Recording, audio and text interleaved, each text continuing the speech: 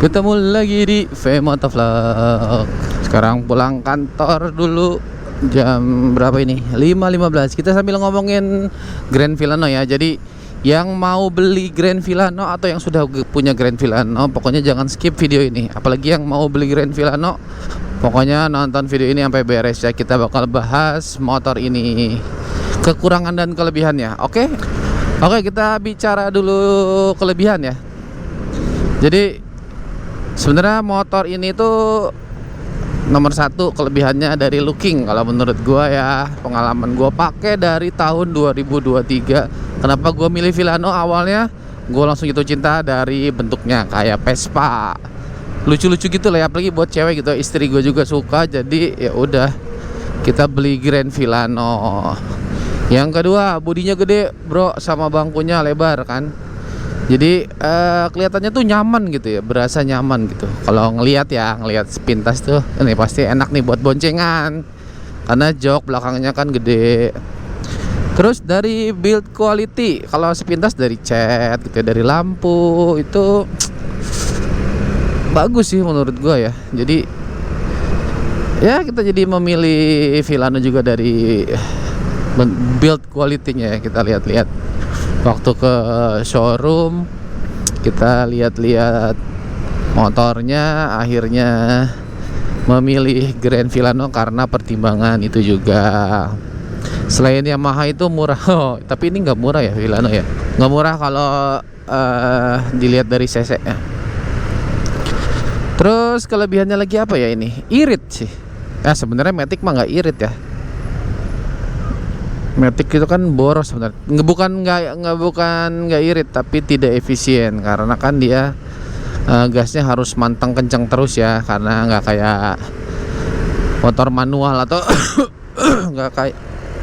nggak kayak motor manual atau kopling yang efisien gitu bahan bakarnya. Putaran mesinnya tuh nggak usah gede-gede tapi motor udah jalan gitu. Kalau Matic kan enggak ya, jadi nggak efisien lah. Tapi dibanding yang Matic lain ini lumayan irit ya. Jadi 1:50. Jadi kelebihan motor ini itu adalah irit sekali, 1:50. Dan gua pernah coba motor ini dari Bogor ke Jakarta itu sekitar 50 km lah.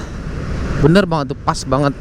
Jadi gua isi full tank, terus gua jalan sampai Jakarta 50 km, gua isi bensin lagi. Pas banget, seliter full tank. Jadi lumayan irit lah kalau ke Jakarta bolak-balik. Full tank ini kapasitasnya 4 liter tankinya, full tank, jadi bisa 2 hari. Kalau kerjanya Bogor Jakarta 50 kilo ya, bolak-balik 100 kilo, jadi ya pas lah 4 liter, sebalik seliter, bolak-balik 1 hari 2 liter, 2 hari 4 liter. Pakai Pertamax. Jadi gua nggak pernah pakai Pertalite di motor ini. Sayang bro. Motornya enak sebenarnya. Walau dulu ya, gua pertama pakai ini kok ngerasanya kayak keras banget gitu motornya. Awal-awal gua pakai, tapi ternyata setelah gua bandingin sama motor-motor yang cc-nya sama dan bodinya lebih kecil, ternyata ini jauh lebih enak.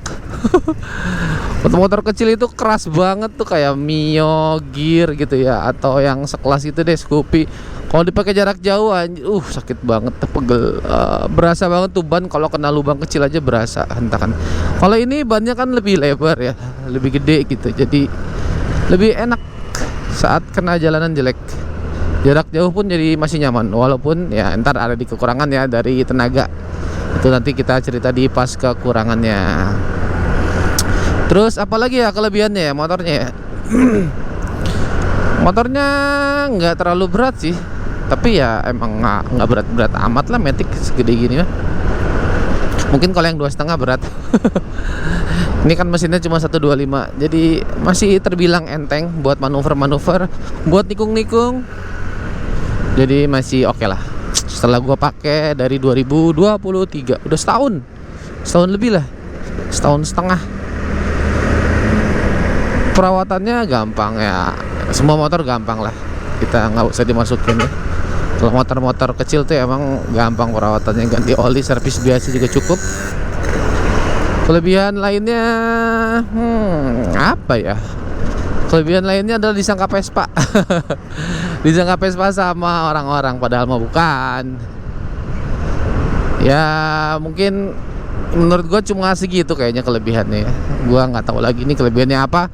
Mungkin buat kalian yang udah pernah pakai Villano, silakan nambahin kelebihan dari Grand Villano apa. Nah sekarang kita masuk ke kekurangan Grand Villano. Check it out. Yang pertama sudah pasti dari mesin dulu lah, lemot. Bodi gede kelihatan kayak kenceng ya, padahal mah lemot. Tapi untung dia bodinya nggak berat-berat amat sih walaupun gede.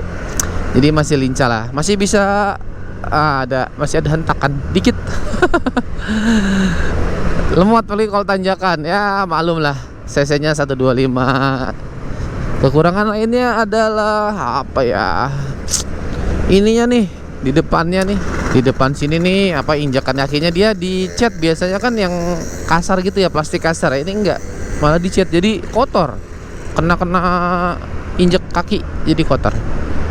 Yang di depan ini nih, yang bukan yang di bawah ya, ini yang depan.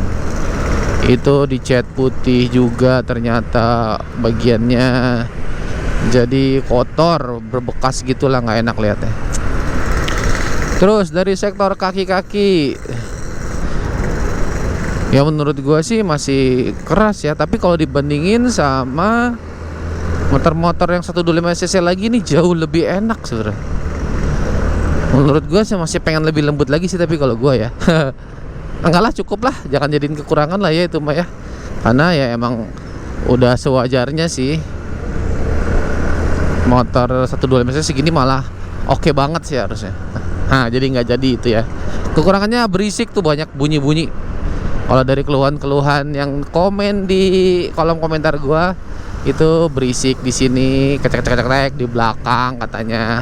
Tapi gua nggak ngalamin, tapi kalau ini bener tuh, ini longgar tuh. Tapi ya nggak berisik jadinya kalau dipakai. Kalau menurut gua nggak terlalu, tinggal tekan aja gini, nggak berisik. Kekurangan lainnya apa ya? Kelistrikan udah pasti ini nih yang paling penting nih. Kerusakan. Kekurangan yang paling penting dari Grand Villano itu yang banyak keluhannya itu di CCU atau di kelistrikan nih. Jadi bukan cuma CCU-nya doang sih penyebabnya ya, banyak. Jadi kalian yang mau beli sebenarnya jangan takut beli Grand Villano, yang penting kalian tahu kekurangan dari motor ini gitu. Makanya kalian dengerin, ini yang paling penting, paling krusial. Jadi kelistrikan Grand Villano itu banyak problem di sering mati total gitu. Jadi tiba-tiba kelistrikannya hilang gitu, nggak ada ininya, speedometernya mati, gelap gitu, blank. Nah itu kenapa? Ternyata gua ngalamin itu juga. Terus pas gua cek, ternyata pas gua buka bagasi, gua teken di sikring sama aki, ternyata nyala lagi tuh tiba-tiba bisa. Jadi kayak longgar gitu lah ya, ada kabel-kabel longgar. Tapi itu masih belum selesai tuh masalah tuh. Jadi gua nggak tahu, bingung kenapa gimana. Akhirnya gua ke bengkel biasa aja, suruh kenceng-kencengin aki sama kencengin sikring ya. Dicek-cekin aja sikringnya ada yang longgar nggak. Udah gitu baut akinya dikencengin, ternyata langsung sampai hari ini, sampai detik ini alhamdulillah tidak mati lagi. Selamat. Jadi nggak harus ganti CCU ya. Katanya kan kalau orang bilang tuh CCU-nya ganti, dicabut bukan diganti, malah dicabut. Nggak usah pakai CCU, boros juga, boros aki katanya.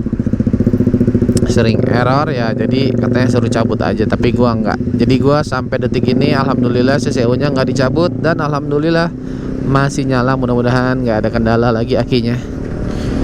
Mungkin nanti udah 2 tahun kita ganti aki. Di sini sih akinya masih bagus ya, voltasenya ada nih, cek aja.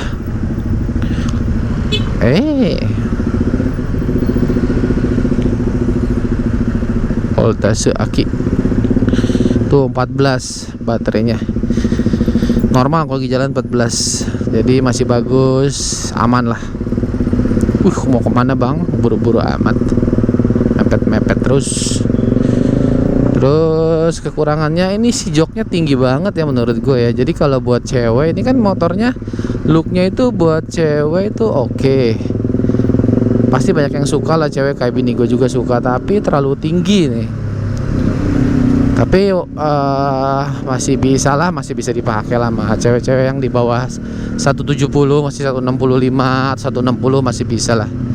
Tinggal maju aja duduknya ke depan. Jadi masih jingjit lah. Nggak apa-apa, tapi masih aman, motornya nggak terlalu berat. Kekurangannya ya itu aja kayaknya. Yang penting itu tadi ya, gue bilang kelistrikannya. Dan gue sampai detik ini alhamdulillah sih udah bener lagi, nggak harus ganti apa-apa. Motornya normal. Sama waktu itu ini originalnya apa, kampas rem originalnya tuh cepet habis ya. Gue pernah bikin kontennya juga. Pas begitu gue ganti kampas yang biasa, yang copotan, bukan copotan sih, motor lain yang sama lah gitu ya, malah awet, bisa sampai 5.000 ke atas ininya kilometernya, habisnya kampasnya. Dan gue sih sebenarnya pakai Vilano tiap hari ini sekarang kilometer udah 25.000. Jadi ya menurut gue sih nih motor worth it sih buat dipakai harian gitu. Nggak ya, karena kita beli dari baru juga ya, jadi masih, jadi kalian buat yang mau beli Vilano nggak usah ragu, beli aja kalau kalian suka. Yang penting kalian udah tahu cara ngatasin kalau lagi ada masalah. Soalnya semua motor pasti ada aja sih kekurangannya, jadi ya biasa aja.